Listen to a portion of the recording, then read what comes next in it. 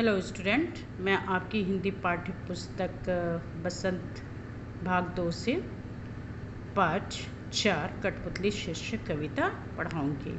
तो बच्चों, जैसा कि यहाँ पे आपके इस पाठ का शीर्षक है कठपुतली।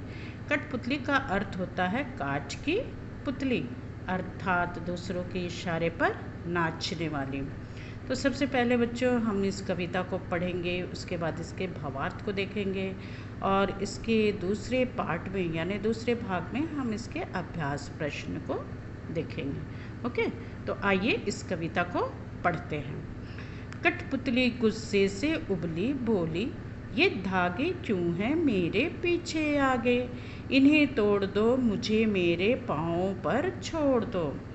सुनकर बोली और कठपुतलियाँ कि हाँ, बहुत दिन हुए हमें अपने मन के छंद छुए। मगर पहली कठपुतली सोचने लगी, ये कैसी इच्छा मेरे मन में जगी। तो बच्चों, जो कविता अभी मैंने पढ़ी, इस कविता के रचयिता भवानी प्रसाद मिश्र जी हैं और कठपुतली नामक कविता में कवि ने डोरियों से बंधी एक कठपुतली के स्वतंत्र यानी आज़ाद होने की इच्छा को प्रकट किया है। जैसा आप यहाँ पे चित्र को देख रहे हैं ना, ये क्या है, ये धागे हैं, ये डोरियाँ हैं और ये कठपुतली है। कठपुतली जो है किससे बंधी हुई है? धागे से यानी डोरियों से बंधी हुई है और ये हमेशा दूसरों के हाथों से नचाई जाती है।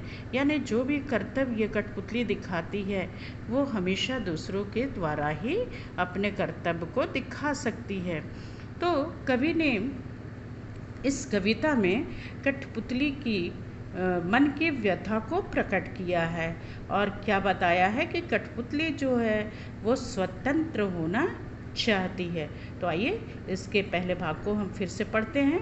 कठपुतली गुस्से से उबली बोली, ये धागे क्यों हैं मेरे पीछे आगे, इन्हें तोड़ दो मुझे मेरे पाँव पर छोड़ दो। तो इन पंक्तियों में कवि कहता है कि कठपुतली अपनी इस गुलामी से, यानी किस गुलामी से? ये डोरियों से बंदी गुलामी से क्या है, बहुत गुस्से में है और कहती है कि ये धागे मेरे शरीर के आगे पीछे क्यों बंधे हैं, तुम इन्हें तोड़ दो अर्थात मुझे आज़ाद कर दो, मुझे मेरे पाँव पर स्वतंत्र होकर चलने दो। इस प्रकार कठपुतली ने स्वतंत्र होने की इच्छा को प्रकट किया है।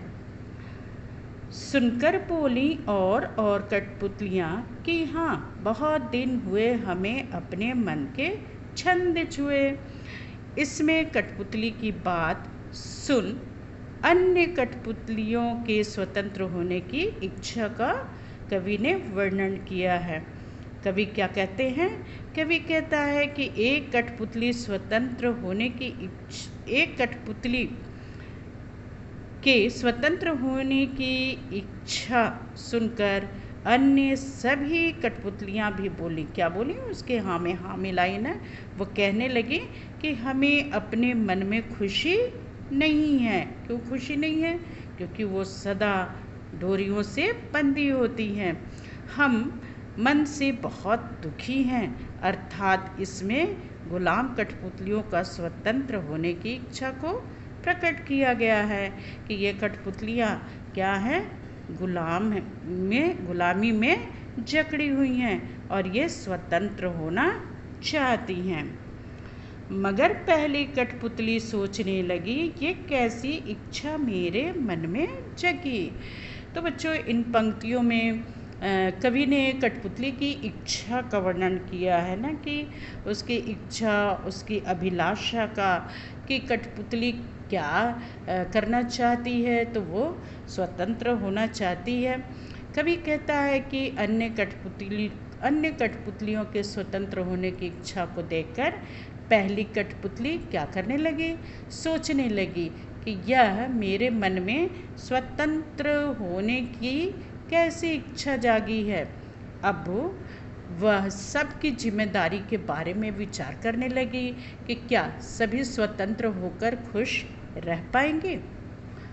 पहली कठपुतली के मन की स्थिति का वर्णन इन पंक्तियों में किया है, अर्थात वह सोचने लगी कि मैंने ये कैसा निर्णय ले लिया।